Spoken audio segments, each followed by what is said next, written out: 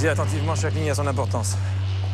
Pour ce salaire, j'exige de vous une disponibilité de tous les instants. Je veux pouvoir vous joindre n'importe où, à n'importe quelle heure. Même la nuit? Je plaisante pas, vous serez de garde 24 heures sur 24. Et lisez bien le paragraphe 7 bis, qui vous oblige à la plus grande discrétion. Idéalement, j'aurais préféré un sourd-muet. Qui part à l'histoire d'une vengeance terrible, très asséchante, et qu'une affaire de goût est au contraire l'histoire d'une manipulation qui passe par les sens, par le plaisir et par le mensonge, bien sûr. Dans les deux cas, il y a le mensonge comme dans toutes les manipulations. J'ai vu qu'il y avait quelques personnes qui tournaient pendant que moi-même j'étais en train de faire ma mise en scène, donc il y aura forcément un petit peu de making-of, comme on dit en français.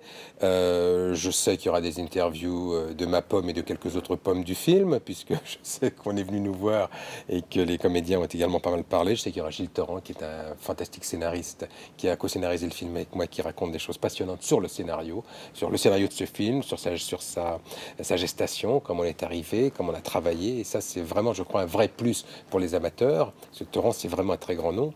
Et puis, je sais également qu'il y a un certain nombre de choses qui tournent autour de ce qu'était le plaisir du film, à savoir des choses qui ressemblent à de la nourriture. J'ai demandé à René de vous préparer une petite surprise. Je voudrais que vous deveniez mon goûteur. Mais je pense qu'il ne faut pas non plus faire un film pour le DVD.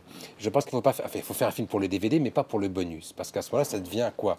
On essaie de travailler avec des comédiens. C'est pas toujours facile de travailler dans un plan de travail qui est assez court, dans un temps qui est assez court, avec des contraintes techniques très lourdes. Si en plus on se met à penser qu'on le fait pour des gens qui nous filment en train de le faire, là on est dans l'absurde. Et je crois qu'il ne faut pas. Venez, messieurs. Merci. Dites-moi, monsieur Rivière, si vous n'envisagez pas de faire carrière dans la restauration, appelez-moi. J'ai peut-être quelque chose à vous proposer. Vous vous souvenez d'un film de Jean-Jacques Hano qui s'appelait L'Ours, qui est un film qui a une très, très belle réussite. Moi, je ne suis pas allé le voir la première année parce que je savais tout sur ce film. Il y avait une telle promo. Je savais que quand le petit ours venait lécher sa mère sur sa blessure, on avait mis du Nutella. Je savais tellement de choses que je ne marchais plus. Et vous n'avez jamais pensé que tout ça, c'était du cirque? Et c'est le risque. Peut-être avec le trop gros bonus ou le trop beau bonus, c'est d'en faire trop connaître. Elle est bon goût, elle est charmante.